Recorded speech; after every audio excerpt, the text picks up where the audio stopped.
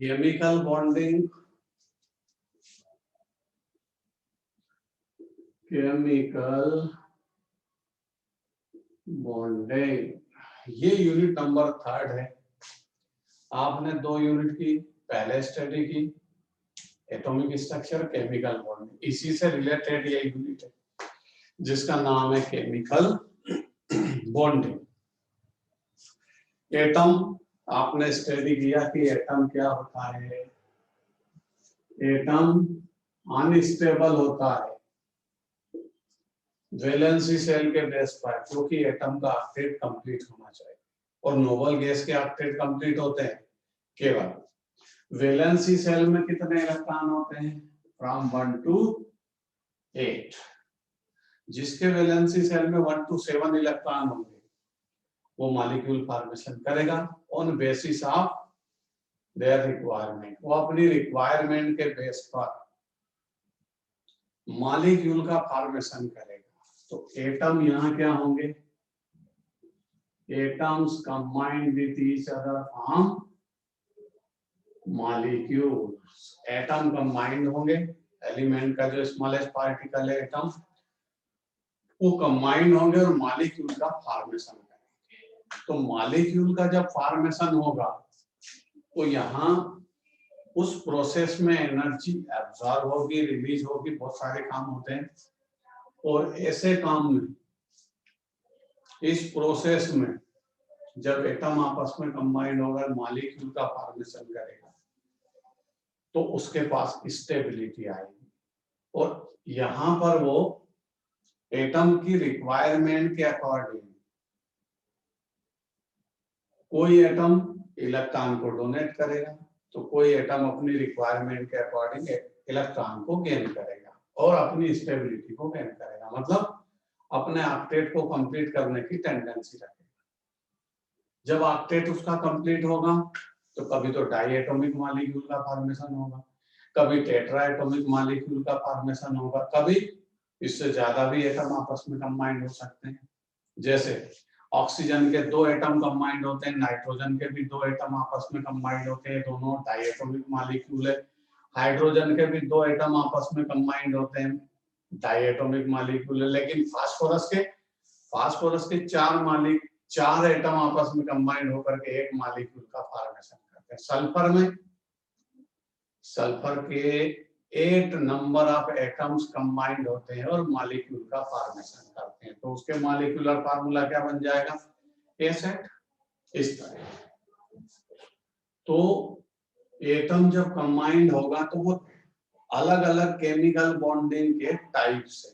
तो यहाँ हम जनरल स्टडी में लेंगे types of chemical bonding, types of chemical bonding, chemical bonding के types. Chemical bonding in generally हम जो स्टडी करेंगे वो 3 टाइप का होगा। जैसे एक स्पेशल टाइप का मेटेलिक बॉन्ड अलग होता है, जिसको आपको अभी कुछ दिन पहले समझाया था, मेटेलिक बॉन्ड।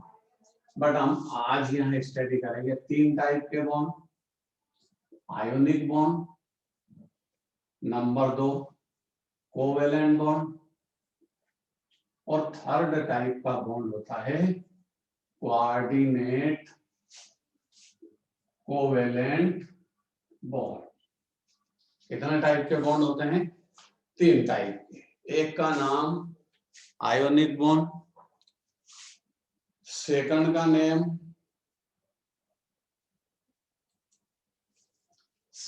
नेम है कोवेलेंट बॉन्ड, और थर्ड बॉन्ड का नेम है coordinate covalent bond.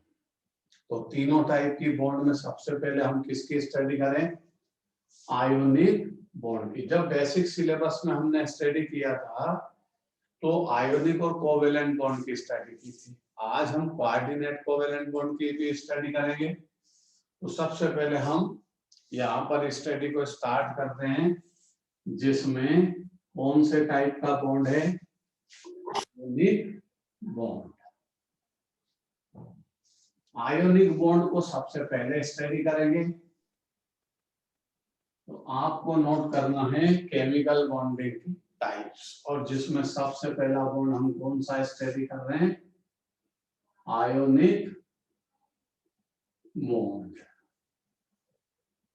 Ionic bond में आता है कि आयोनिक बॉन्ड, बॉन्ड का फॉर्मेशन मतलब इलेक्ट्रॉन की या तो पार्टनरशिप हो, या कोई एलिमेंट इलेक्ट्रॉन को डोनेट करे या कोई गेन करे, इस तरह अपने ऑक्टेट को कंप्लीट करे अपनी रिक्वायरमेंट के अकॉर्डिंग, उसका नाम होता है बॉन्डिंग।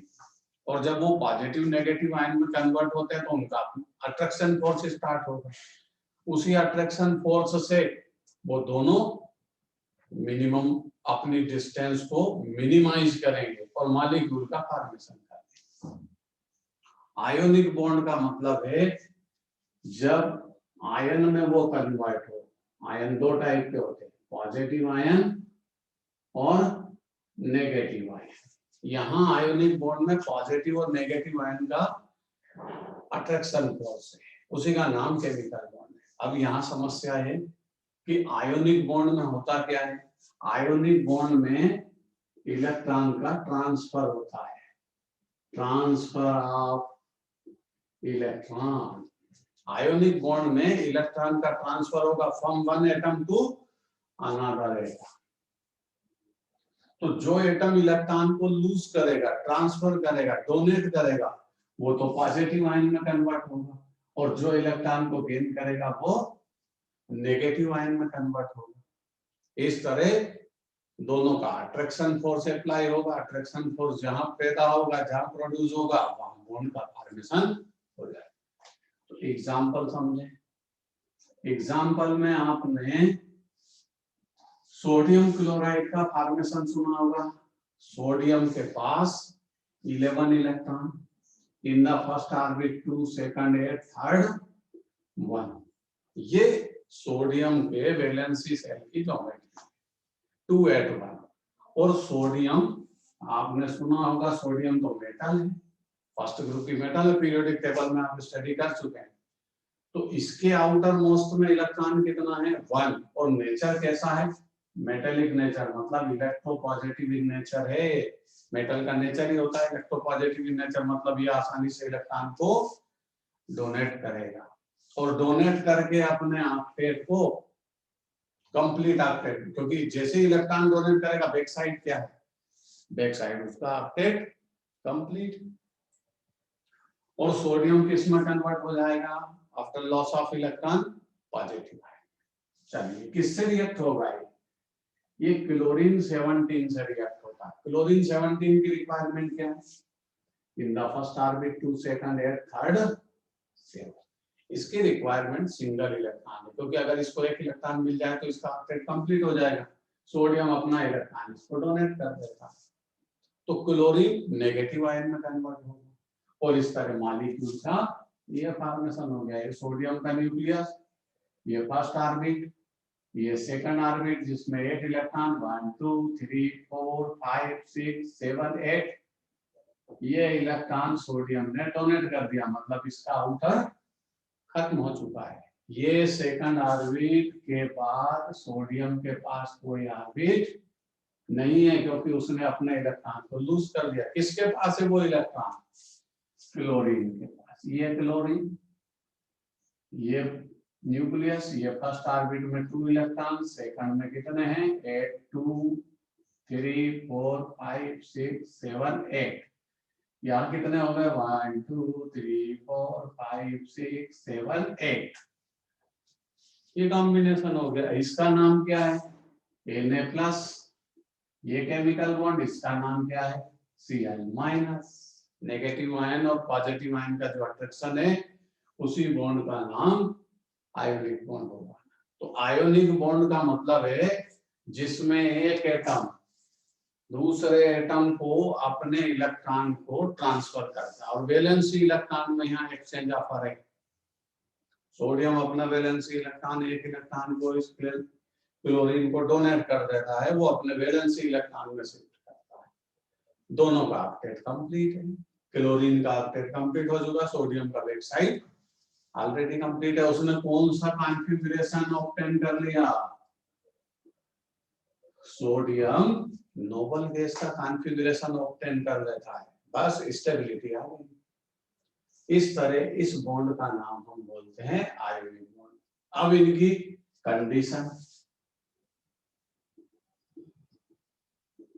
क्या क्या कंडीशन है आयोनिक बॉन्ड की? मेन कंडीशन ये है कि ये एलिमेंट इलेक्ट्रॉन को डोनेट करता है, मतलब इसका नेचर कैसा होना चाहिए? इलेक्ट्रोपॉजिटिव इन नेचर, ये मेटल होना चाहिए, मेटेलिक नेचर का होना चाहिए एक। दूसरा, जब ये इलेक्ट्रॉन को रिलीज करेगा तो मिनिमम रिक्वायर्ड एनर्जी यूज होना चाहिए इसको इलेक्ट्रॉन लूज करने में। अगर ये इलेक्ट्रॉन लूज करने में बहुत मैक्सिमम ऑफ अमाउंट एनर्जी को यूज करेगा तो आसानी से इलेक्ट्रॉन को रिलीज नहीं कर सकता। इसका मतलब इसकी पहली कंडीशन क्या है? पॉजिटिव आयन की आईपी की वैल्यू क्या होना चाहिए? लोअर। क्या है पहली कंडीशन? ये जो मेटल, जो एटम है, जो एटम इलेक्ट्रॉन को रिलीज करता है, मेटालिक नेचर का होना चाहिए, इलेक्ट्रोपॉजिटिव इन नेचर होना चाहिए। दूसरी चीज कंडीशन बनी कि पॉजिटिव आयन की आईपी की वैल्यू। अब आईपी की वैल्यू आपको पता है क्या होता है? आईपी का मतलब होता है minimum required energy for removal of valency electron. किसी भी एटम की गैसियस स्टेट में उसके वैलेंसी इलेक्ट्रॉन को रिलीज करने के लिए जो मिनिमम रिक्वायर्ड एनर्जी होगी उसी का नाम आईपी होता है। तो यहाँ पहली कंडीशन आई आईपी की, the value of IP of positive ion should be lower. Positive ion की आईपी की वैल्यू लोअर होना चाहिए, कम होना चाहिए, मिनिमम होना चाहिए, ताकि वो आसानी से इलेक्ट्रॉन को केमिकल बॉन्ड फॉर्मेशन के टाइम रिलीज कर सके इलेक्ट्रॉन को। अगर आईपी की वैल्यू हायर हुई तो आपको इसको एनर्जी ज्यादा सप्लाई करना पड़ेगी, क्योंकि हमको इलेक्ट्रॉन रिलीज करना है तो एनर्जी सप्लाई करना पड़ेगी। एंडोथर्मिक प्रोसेस होता है, मॉलिक्यूल का फॉर्मेशन इतना आसान नहीं है कि हमने बोला सोडियम ने इलेक्ट्रॉन रिलीज कर दिया। नहीं, सोडियम इलेक्ट्रॉन रिलीज क्यों करेगा? क्यों? क्योंकि इसके आउटर पे तो nuclear force, attraction force apply है ना, ये क्यों रिलीज करेगा? चाहता तो है कि ये स्टेबिलिटी को गेन करे, लेकिन ऐसे कैसे गेन करेगा? इलेक्ट्रॉन न्यूक्लियस जाने देगा क्या? नहीं, आपको एनर्जी सप्लाई करना पड़ेगी तब इलेक्ट्रॉन चलेगा। और अगर आपको ऐसा लगा कि इलेक्ट्रॉन को रिलीज करने में ज्यादा एनर्जी सप्लाई करना है तो आप भी इंटरेस्ट लेना बंद कर दो। बोले अपने को क्या लेना देना, सोडियम की आईपी की वैल्यू हायर है, ये चाहे जो बॉन्ड का फॉर्मेशन करे, हमें टेंशन नहीं। तो यहाँ पर पहली कंडीशन क्या हुई? Value of positive ion, IP की वैल्यू पॉजिटिव आयन की लोअर होना चाहिए, should be lower. Number 2 condition, ये नेगेटिव आयन इलेक्ट्रॉन को गेन करने की टेंडेंसी रखता है और गेन करने में इंटरेस्टेड होना चाहिए। मतलब इलेक्ट्रॉन गेन एंथैल्पी पढ़ चुके हो आप। Electron gain enthalpy of negative ion should be higher. Electron gain enthalpy negative ion की क्या होना चाहिए? हायर होना चाहिए। ठीक है। नंबर 3, इन दोनों का जो अट्रैक्शन फोर्स है मॉलिक्यूल फॉर्मेशन के बाद, आफ्टर मॉलिक्यूल फॉर्मेशन, इन दोनों का अट्रैक्शन फोर्स हायर होना चाहिए, मतलब एक दूसरे के नजदीक होना चाहिए, नियर टू ईच अदर। अगर इनका केमिकल बॉन्ड स्ट्रॉन्ग नहीं हुआ तो फॉर्मेशन के बाद भी ब्रेक हो जाएगा। तो प्रॉब्लम क्या है? तीसरी कंडीशन क्या है? इनका अट्रैक्शन फोर्स हायर होना चाहिए, मतलब इस कंपाउंड की लैटिस एनर्जी, इनका अट्रैक्शन फोर्स को हम क्या बोलते हैं? मॉलिक्यूल फॉर्मेशन होगा, मॉलिक्यूल क्रिस्टल का फॉर्मेशन करेगा, उसकी अपनी एनर्जी होगी, उस एनर्जी का नाम हम देते हैं लैटिस एनर्जी। तो कंपाउंड जो आयोनिक कंपाउंड है उसकी लैटिस एनर्जी की वैल्यू क्या होना चाहिए? हायर। ये तीसरी कंडीशन। नंबर 4th कंडीशन, इनके पास इलेक्ट्रोनेगेटिविटी का डिफरेंस मोर देन 1.7 होना चाहिए, मोर देन 1.7। अब इलेक्ट्रोनेगेटिविटी क्या है? इलेक्ट्रोनेगेटिविटी के बारे में तो कल आपको समझाया था पिछले टर्न पर। Electronegativity is the tendency of elements in which electron of covalent bond को अट्रैक्ट करना, the tendency of element in which attract the electron of covalent bond, covalent bond के इलेक्ट्रॉन को अपने साइड अट्रैक्ट करने की tendency, वो उस element की इलेक्ट्रोनेगेटिविटी प्रॉपर्टी के नाम से फेमस है।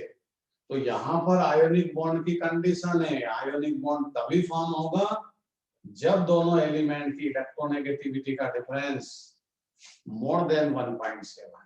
अगर 1.7 हुआ इलेक्ट्रोनेगेटिविटी का डिफरेंस तो आयोनिक बॉन्ड का फॉर्मेशन नहीं होगा, कोवेलेंट बॉन्ड का फॉर्मेशन। इसीलिए दूसरा बॉन्ड आया कोवेलेंट बॉन्ड। तो आपको 4th नंबर की कंडीशन में क्या समझना है कि किसी भी आयोनिक बॉन्ड फॉर्मेशन के टाइम दोनों एटम की, दोनों एलिमेंट की इलेक्ट्रोनेगेटिविटी का डिफरेंस मोर देन 1.7 होना चाहिए। ये 4 कंडीशन मैंने आपको समझाई आयोनिक बॉन्ड। अब आयोनिक बॉन्ड में आती है प्रॉपर्टी कि आयोनिक कंपाउंड या आयोनिक बॉन्ड में जो आयोनिक बॉन्ड का फॉर्मेशन होगा तो वो कंपाउंड क्या बनेगा, आयोनिक कंपाउंड। आयोनिक कंपाउंड की क्या प्रॉपर्टी होती है, उनके पास क्या ऐसी प्रॉपर्टी है आयोनिक बॉन्ड फॉर्मेशन के बाद, उनकी हमको स्टडी करना। पहली कंडीशन, पहली property, properties of ionic compound. Ionic compound की सबसे पहली प्रॉपर्टी है दे आर सॉलिड। वे मैक्सिमम 99% सॉलिड होते हैं, बहुत रेयर केस में कोई आपको अनदर केस में मिलेगा। They are mainly solid. Ionic compound हमेशा सॉलिड होते हैं। क्यों? कि उनकी जो फिजिकल स्टेट सॉलिड क्यों है, आपको पता है physical state solid, physical state कितनी होती है वो भी आपको पता। फिजिकल स्टेट होती है 3, एक का नाम सॉलिड, दूसरे का नाम लिक्विड, तीसरे का नाम गैस। तो जब आप 3 फेस की बात करोगे तो आपको ये भी पता है कि आयोनिक बॉन्ड का अट्रैक्शन फोर्स हायर होता है, तभी मटेरियल सॉलिड हो पाता है। अगर अट्रैक्शन फोर्स पार्टिकल का डिक्रीज हुआ तो लिक्विड में जाएगा, और सबसे कम पार्टिकल का अट्रैक्शन फोर्स है तो फेस गैस में रहेगा। तो यहाँ समस्या ये है दे आर सॉलिड मेनली। उनकी फिजिकल स्टेट आयोनिक कंपाउंड की सॉलिड होती है। क्यों? क्योंकि उनका इलेक्ट्रोस्टैटिक अट्रैक्शन फोर्स की वैल्यू हायर है। एक पॉजिटिव आयन है तो दूसरा नेगेटिव आयन है, इलेक्ट्रोस्टैटिक अट्रैक्शन फोर्स की वैल्यू हायर है, इसके कारण ये फिजिकल स्टेट में सॉलिड। और जिसका इलेक्ट्रोस्टैटिक अट्रैक्शन फोर्स हायर होगा तो उसकी फिजिकल स्टेट सॉलिड होगी, तो boiling point, melting point higher होंगे। Then boiling point and melting point are higher. इनके मेल्टिंग और बॉइलिंग पॉइंट हायर होते हैं। Third property, they are soluble in water. ये वाटर में सोल्यूबल है, और वाटर में सोल्यूबल होते ही ये अपने आयंस में डिसोसिएट हो जाते हैं। जैसे आप NaCl सॉलिड है, आप उसको वाटर में डिसॉल्व करो, Na क्या बन जाएगा, ये NaCl डिसोसिएट हो गया। वाटर में डिसॉल्व करोगे तो Na+ आयन सेपरेट हो जाएगा, क्लोराइड आयन सेपरेट हो जाएगा। मतलब they are soluble in water and dissociate their ions, अपने आयंस में वो डिसोसिएट हो जाते हैं, पॉजिटिव एंड नेगेटिव। जब ये डिसोसिएट हो जाते हैं तो ये इलेक्ट्रिसिटी के गुड कंडक्टर होंगे। कब? डिसॉल्व स्टेट में। बट सॉलिड स्टेट में होंगे, अपनी ओरिजिनल पोजीशन में होंगे, तो इनमें फ्री इलेक्ट्रॉन एब्सेंट है, क्योंकि इनका फ्री इलेक्ट्रॉन मतलब वैलेंसी इलेक्ट्रॉन, इनका फ्री इलेक्ट्रॉन वैलेंसी इलेक्ट्रॉन तो बॉन्ड फॉर्मेशन में इन्वॉल्व है ना, वो तो आयोनिक बॉन्ड बना चुका है, फॉर्मेशन कर चुका है, तो ये इलेक्ट्रिसिटी के बेड कंडक्टर होंगे। क्यों? कि सॉलिड कंडक्टर में तो इलेक्ट्रिसिटी फ्री इलेक्ट्रॉन के कारण फ्लो होती है, और यहाँ फ्री इलेक्ट्रॉन तो ये बॉन्ड फॉर्मेशन में इन्वॉल्व कर चुके हैं। तो ऐसे केस में हम ये मान के चलेंगे कि जितने भी आयोनिक कंपाउंड है, इलेक्ट्रोवेलेंट कंपाउंड है, क्योंकि आयोनिक कंपाउंड का दूसरा नाम इलेक्ट्रोवेलेंट कंपाउंड है, और आयोनिक कंपाउंड जितने भी होते हैं वो नॉर्मल स्टेट में उनकी ओरिजिनल पोजीशन में सॉलिड स्टेट में इलेक्ट्रिसिटी के वो बेड कंडक्टर होते हैं, क्योंकि उनके पास फ्री इलेक्ट्रॉन नहीं है। बट आप डिसॉल्व स्टेट में ले जाएंगे, मोल्टन स्टेट में ले जाएंगे, वाटर में डिसॉल्व करेंगे तो वो आयोनाइज्ड होते हैं, और आयोनाइजेशन के कारण आयन में कन्वर्ट होंगे, पॉजिटिव नेगेटिव, और फिर ये सॉल्यूशन में या मोल्टन स्टेट में आयन के कारण इलेक्ट्रिसिटी के गुड कंडक्टर होते हैं। इसीलिए इनका नाम क्या रखा ऊपर वाले ने, इलेक्ट्रोलाइट। ऐसा मटेरियल जो सॉलिड स्टेट में इलेक्ट्रिसिटी का बैड कंडक्टर हो, बट डिसॉल्व स्टेट में वो आयोनाइज्ड होकर के इलेक्ट्रिसिटी का गुड कंडक्टर हो, ऐसे मटेरियल का दुनिया में नाम होता है इलेक्ट्रोलाइट। तो ये सारे आयोनिक कंपाउंड इलेक्ट्रोलाइट के नाम से फेमस होते हैं, जो सॉलिड स्टेट में इलेक्ट्रिसिटी के बैड कंडक्टर होंगे, बट मोल्टन और डिसॉल्व स्टेट में इलेक्ट्रिसिटी के गुड कंडक्टर होते हैं। तो चार प्रॉपर्टी मैंने आपको समझाई। पहली प्रॉपर्टी, दे आर सॉलिड, इनके melting point, boiling point higher होते हैं, ये वाटर सोल्यूबल होते हैं, और ये सॉलिड स्टेट में इलेक्ट्रिसिटी के बैड कंडक्टर होंगे, डिसॉल्व स्टेट में इलेक्ट्रिसिटी के गुड कंडक्टर होंगे। चार प्रॉपर्टी समझाई। आयोनिक बॉन्ड क्या होता है ये समझाया, आयोनिक बॉन्ड की कंडीशन क्या है ये समझाया।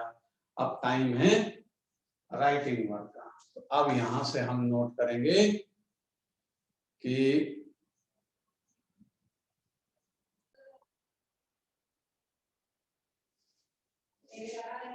कोवेलेंट बॉन्ड, ये सेकंड टाइप का स्पेशल बॉन्ड है। और स्पेशल टाइप का बॉन्ड इसलिए कि यहाँ एलिमेंट की अपनी खुद प्रॉपर्टी ऐसी है कि वो चाहता तो है स्टेबिलिटी, लेकिन उसके लिए इलेक्ट्रॉन को रिलीज नहीं करता किसी दूसरे एटम को, या दूसरे एटम के पास भी ऐसी प्रॉपर्टी है कि वो इलेक्ट्रॉन गेन करने की टेंडेंसी नहीं रखता। तो कोवेलेंट बॉन्ड का फॉर्मेशन है, यहाँ इलेक्ट्रॉन की पार्टनरशिप होगी। क्या होगी? पार्टनरशिप, क्योंकि दोनों एलिमेंट, दोनों एटम की टेंडेंसी ऐसी कि वो इलेक्ट्रॉन को लूज नहीं कर सकते, मतलब आईपी की वैल्यू हायर है, या उनकी इलेक्ट्रोनेगेटिविटी का डिफरेंस लेस देन 1.7 है, मींस वो आयोनिक बॉन्ड का फॉर्मेशन नहीं कर सकते। जब आयोनिक बॉन्ड का फॉर्मेशन नहीं करते तो बॉन्ड फॉर्मेशन तो होगा, उस बॉन्ड फॉर्मेशन का नाम है कोवेलेंट बॉन्ड। समझिए कैसे होगा। कोवेलेंट बॉन्ड दो टाइप के होते हैं। कोवेलेंट बॉन्ड कितने टाइप के होंगे?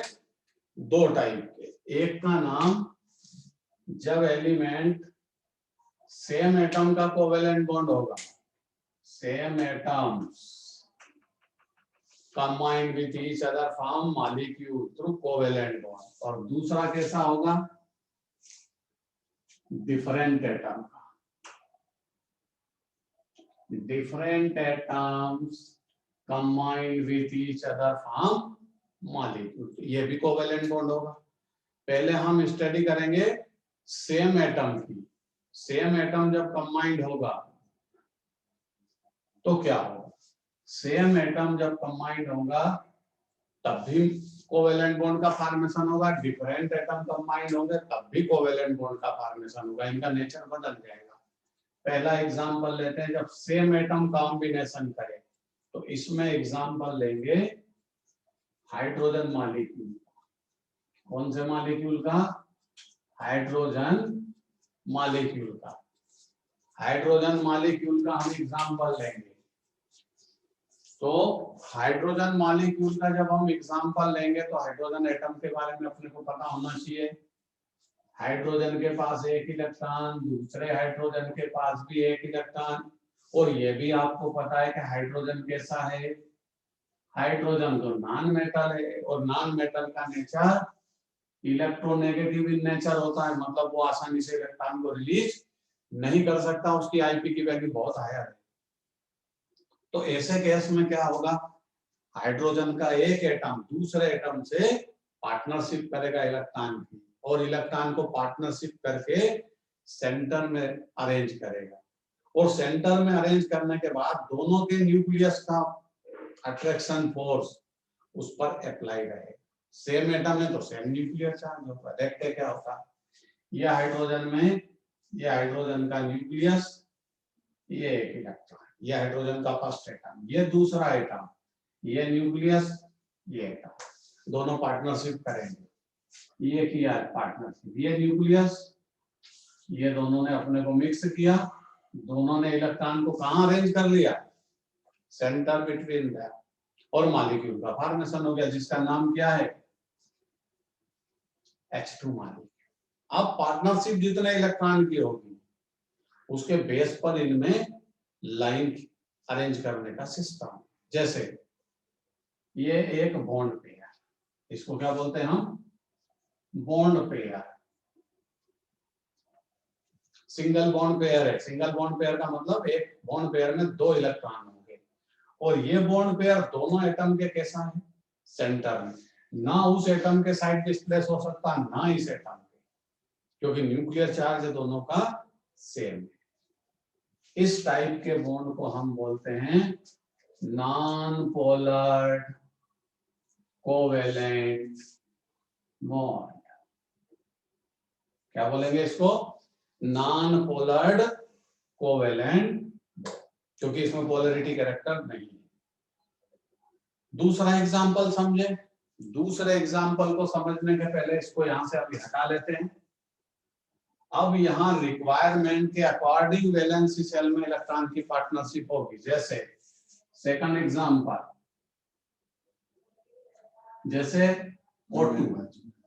O2 मॉलिक्यूल, मॉलिक्यूल कौन सा है, O2 का मॉलिक्यूल है, तो O2 के मॉलिक्यूल में 2 एटम होंगे ऑक्सीजन का, एक O8 प्लस O8। यहाँ डायग्राम बनाओगे 2,6, इसका डायग्राम भी बनेगा 2,6। दोनों के आउटर में 6 इलेक्ट्रॉन है, दोनों की रिक्वायरमेंट 2-2 इलेक्ट्रॉन है, तो रिक्वायरमेंट के अकॉर्डिंग पार्टनरशिप होगी।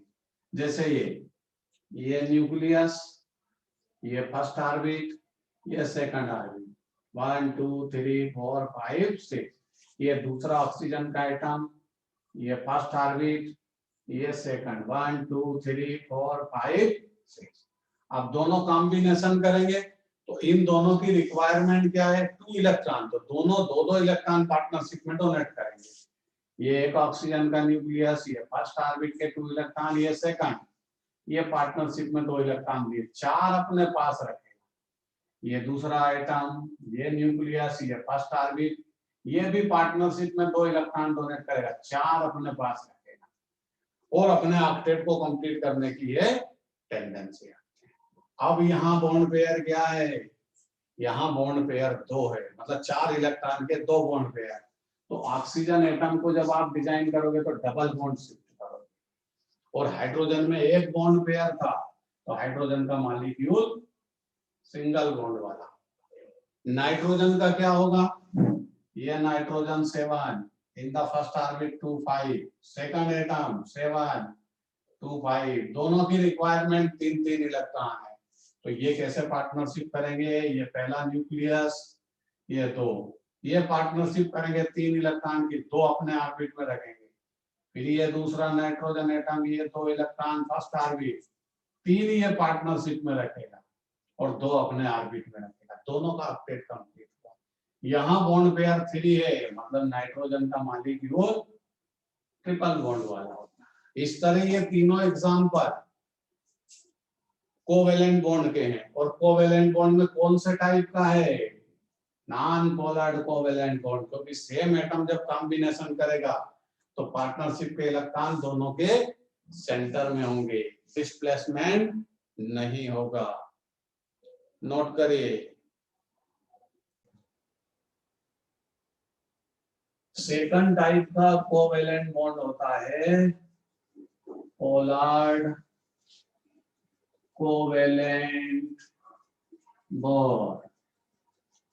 अब देखिए यहाँ डिफरेंट एटम कॉम्बिनेशन करेगा, क्योंकि नॉन मेटल तो डिफरेंट एटम भी होते हैं, और उन दोनों की प्रॉपर्टी क्या है, वो एक दूसरे को इलेक्ट्रॉन डोनेट नहीं कर सकते। तो जब डोनेट ना कर पाएंगे तो तय उन्हें मजबूरी में कोवेलेंट बॉन्ड का फॉर्मेशन करेगा, डिफरेंट एटम का कॉम्बिनेशन होगा। जैसे हाइड्रोजन के पास चले और फ्लोरीन से उसका कॉम्बिनेशन करा, तो हाइड्रोजन की भी स्टोरी आपको पता है, इंटरनेशनल है, सेंटर में एक प्रोटॉन और एक इलेक्ट्रॉन, ये इसकी स्टोरी है। फ्लोरीन के पास जाओगे, फर्स्ट ऑर्बिट 2 सेकंड 7, उसके सेकंड ऑर्बिट में 7 इलेक्ट्रॉन है, और वैलेंसी सेल की ही रिक्वायरमेंट के अकॉर्डिंग मॉलिक्यूल का फॉर्मेशन होता है। तो फ्लोरीन की रिक्वायरमेंट है सिंगल इलेक्ट्रॉन। ये फ्लोरीन फर्स्ट ऑर्बिट 2 सेकंड 7 1 2 3 4 5 6 7। अब हम तो ऐसा चाहते थे कि हाइड्रोजन एक इलेक्ट्रॉन इसको डोनेट कर दे और इसी के साथ रहने लगे, लेकिन हाइड्रोजन जब इसको इलेक्ट्रॉन डोनेट कर देगा तो पॉजिटिव आयन में कन्वर्ट हो जाएगा, और ये फ्लोरीन नेगेटिव आयन में कन्वर्ट हो जाएगा, और कभी भी यह हाइड्रोजन को धोखा दे जाएगा, और हाइड्रोजन को अगर भगा दिया तो ये पॉजिटिव आयन के फॉर्म में भटकता रहेगा। भटकता रहेगा, घूमता रहेगा, इसका मतलब ये तो और ज्यादा अनस्टेबल हो गया। एक इलेक्ट्रॉन था वो भी कोई छुड़ा करके भाग गया। तो हाइड्रोजन क्या करता है, पार्टनरशिप करता है इलेक्ट्रॉन, जो कि नॉन मेटेलिक नेचर का, इलेक्ट्रॉन डोनेट करना उसका काम नहीं, ये इलेक्ट्रोनेगेटिव इन नेचर है, आईपी की वैल्यू हायर है, और इन दोनों की इलेक्ट्रोनेगेटिविटी का डिफरेंस उतना नहीं है जितना कि आयोनिक बॉन्ड फॉर्मेशन के। अब आयोनिक बॉन्ड फॉर्मेशन में अगर इलेक्ट्रोनेगेटिविटी की कंडीशन ये पास भी कर जाए तो ये दोनों ही नॉन मेटल है। तो क्या होगा, ये क्या करेंगे, ये हाइड्रोजन ये एक इलेक्ट्रॉन अपना पार्टनरशिप में डोनेट करेगा, कोवेलेंट बॉन्ड का फॉर्मेशन करेगा। फ्लोरीन भी एक इलेक्ट्रॉन की पार्टनरशिप करेगा। ये फ्लोरीन, ये उसका न्यूक्लियस, ये फर्स्ट ऑर्बिट, दूसरे में कितने हैं, सेकंड, ये सेकंड के इलेक्ट्रॉन। अब फ्लोरीन ने 6 इलेक्ट्रॉन तो अपने ऑर्बिट में अरेंज रखे, दिया, डोनेट नहीं किया, एक इलेक्ट्रॉन को डोनेट किया, क्योंकि हाइड्रोजन ने भी एक इलेक्ट्रॉन डोनेट किया। पार्टनरशिप इक्वल होती है, ध्यान रखिए।